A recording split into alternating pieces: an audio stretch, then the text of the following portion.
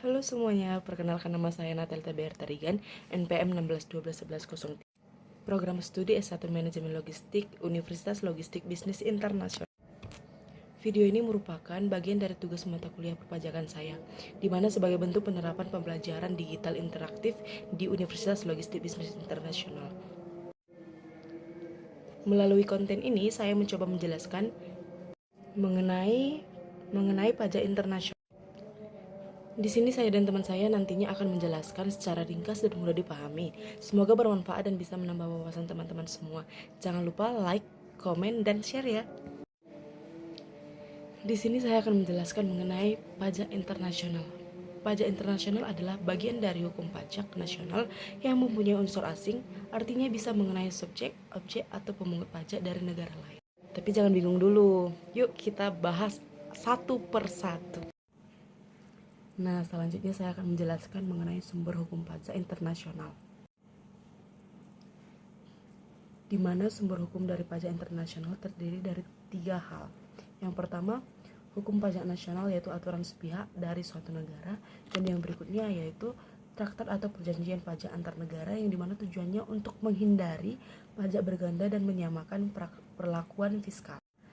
Dan yang berikutnya yaitu putusan hakim baik nasional maupun internasional.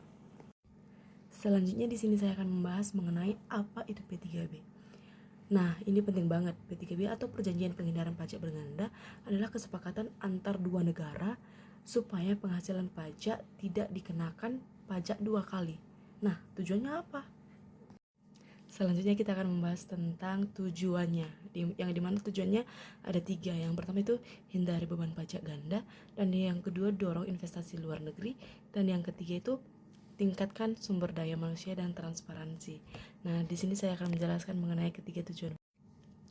Nah, selanjutnya yaitu hindari beban pajak ganda. Artinya, supaya penghasilan dari luar negeri tidak kena pajak 2 kali, baik dari negara asal maupun negara tempat tinggal. Ini digunakan untuk melindungi wajib pajak dari pajak. Selanjutnya tujuan yang kedua yaitu dorong investasi luar negeri, di mana dengan kepastian pajak yang adil, investor asing jadi lebih yakin untuk menanamkan modalnya, dan ini membuat iklim investasi antar negara semakin sehat.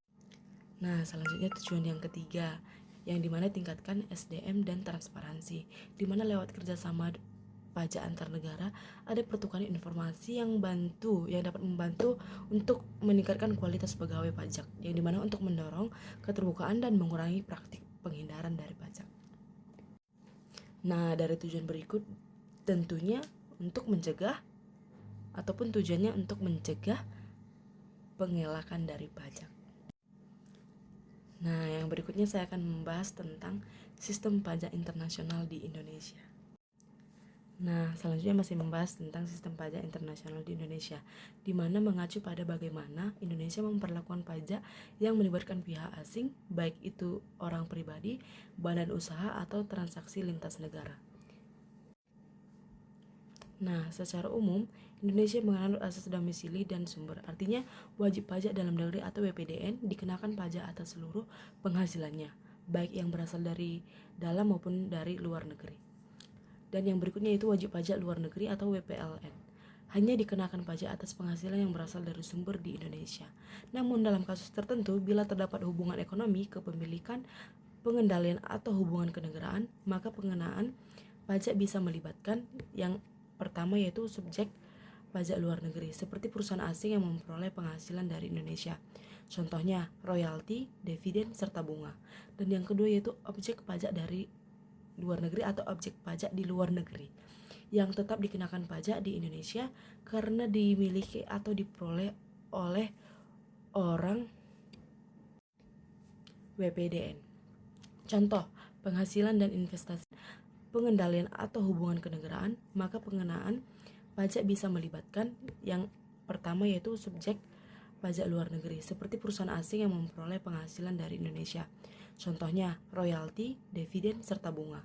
Dan yang kedua yaitu objek pajak dari luar negeri atau objek pajak di luar negeri yang tetap dikenakan pajak di Indonesia karena dimiliki atau diperoleh oleh orang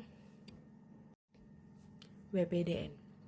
Contoh, penghasilan dan investasi di luar negeri. Assalamualaikum warahmatullahi wabarakatuh. Saya Muhammad Farhan, 16 12 10 99 dari Program Studi Manajemen Logistik Universitas Logistik dan Bisnis Internasional. Di sini saya akan meneruskan penjelasan terkait pajak internasional, yaitu istilah terkait hukum pajak internasional. Ada 3 istilah penting, yaitu National External Tax Law, yaitu aturan pajak nasional yang berlaku sampai ke luar negeri karena ada unsur asing. Yang kedua ada Foreign Tax Law, yaitu aturan pajak dari negara lain. Lalu International Tax Law, yaitu prinsip-prinsip perpajakan antar negara yang diakui secara global. Selanjutnya saya akan menjelaskan proses pembentukan P3B, yaitu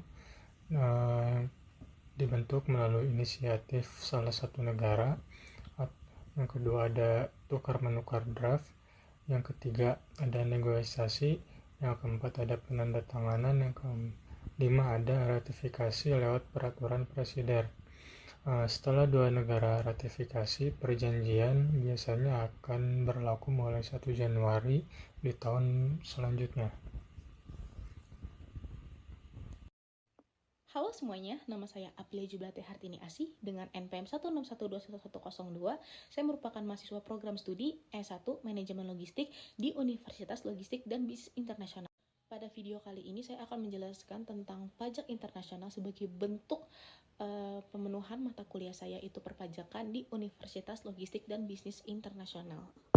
Terdapat 2 faktor utama yang mempengaruhi pajak internasional, yaitu yang pertama, personal connecting factor, itu adalah seseorang atau individu yang memiliki keterikatan wajib pajak dalam suatu negara. Misalnya WNI yang kerja misalnya di Jepang akan menjadi subjek pajak Indonesia. Mungkin ketika dia WNI kerja di Jepang akan tetap dikenai pajak juga. Terus yang kedua adalah objective connecting factor. Jadi faktor kedua ini akan dikenai pajak internasional berdasarkan aktivitas ekonomi atau lokasi objek pajak. Contohnya, perusahaan Indonesia yang cabangnya ada di Singapura akan dikenai pajak atas penghasilan cabang tersebut. Misalnya kayak perusahaan Indofood lah, terus dia di Singapura, nah dia akan dikenai pajak di Singapura itu.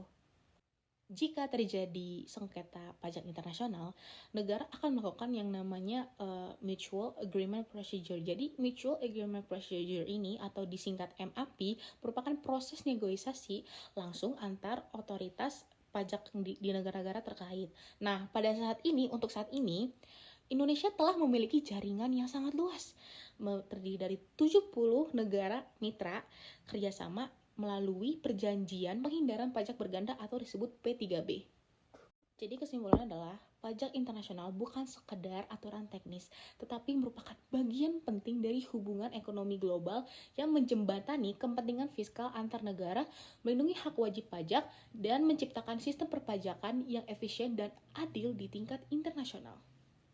Sekian video dari kelompok kami, dan kami mohon maaf bila ada kesalahan kata atau informasi tentang perpajakan, dan semoga info yang kita berikan ini cukup untuk kalian dan membuat kalian tertarik tentang perpajakan di Indonesia maupun internasional. Sekian dari kami, terima kasih, bye-bye.